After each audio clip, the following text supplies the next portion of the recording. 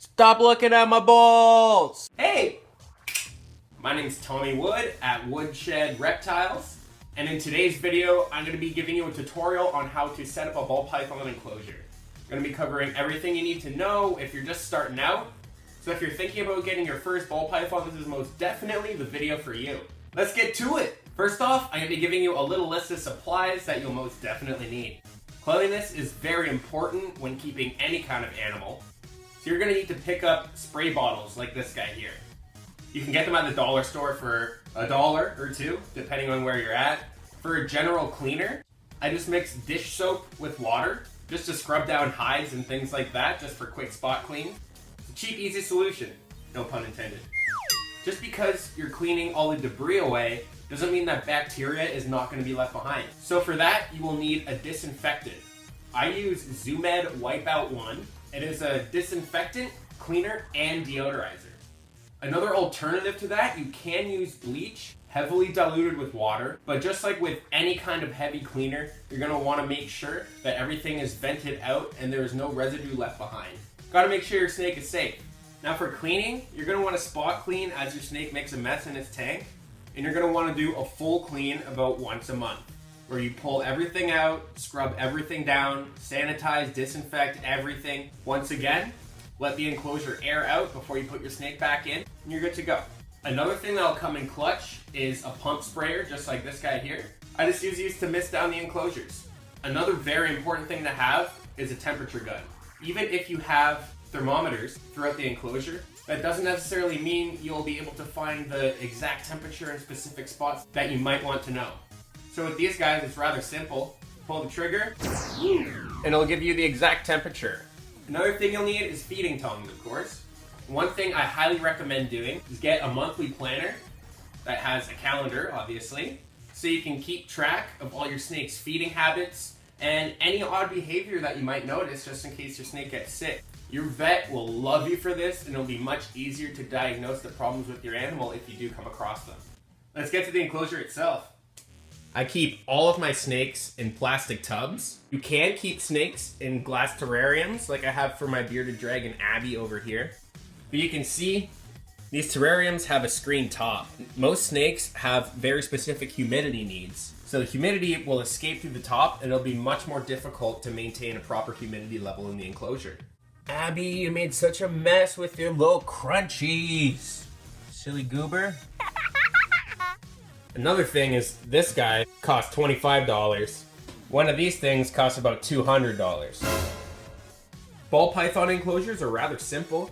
Just need a hide on the warm side of their tank, hide on the cooler side, a water dish, and some bedding. For bedding, I just use aspen. It's relatively cheap and it's easy to get in large quantities.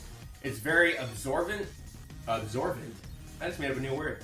It's very absorbent.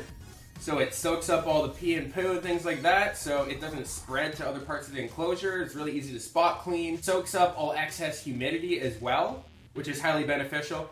And it's easy to find in large quantities, and it's relatively cheap. This giant bag here only cost me $25. Ventilation is very important. You're going to want to drill holes on the sides of the plastic tubs and on the tops as well, so that it doesn't get too humid in there.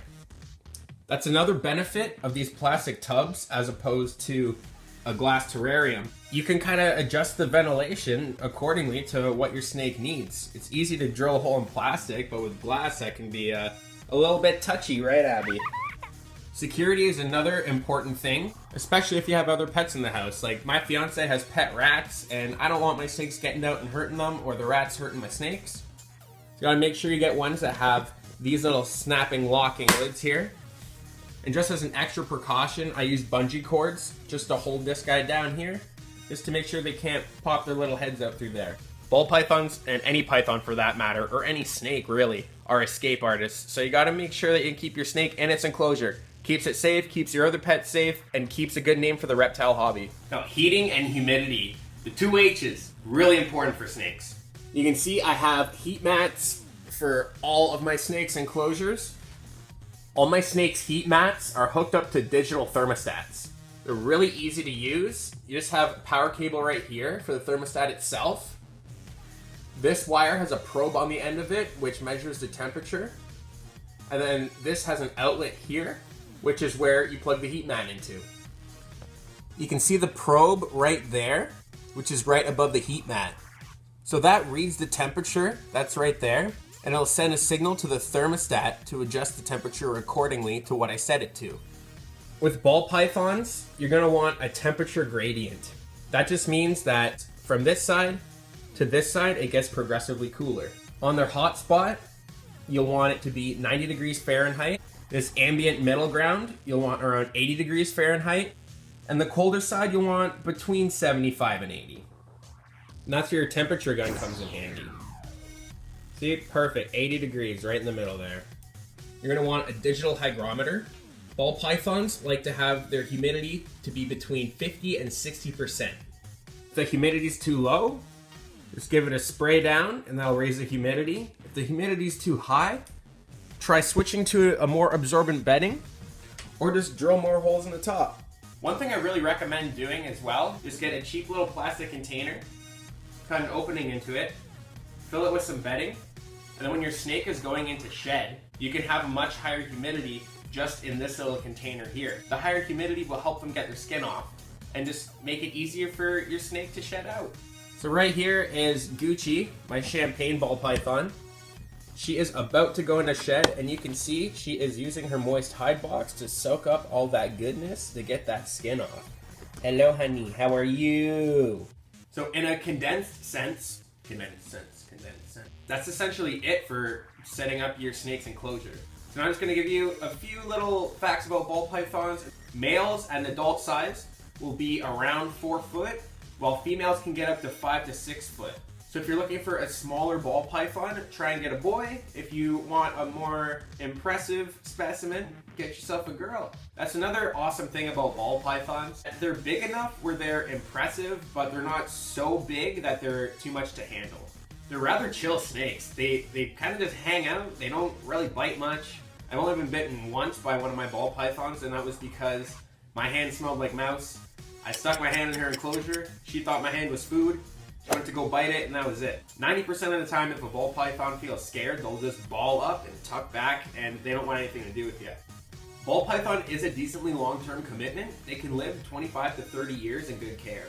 Ball pythons come in a huge variety of color mutations, ranging in price anywhere from $0 if you're going the rescue route, all the way up to hundreds to thousands of dollars depending on how fancy the snake's genetics are. Now, just because a snake has a higher price tag or looks completely different or prettier, beauty's in the eye of the beholder, doesn't mean that they have different care requirements. When it comes down to it, a ball python is just a ball python. Thanks for watching. I hope you learned something. Stop looking at my balls!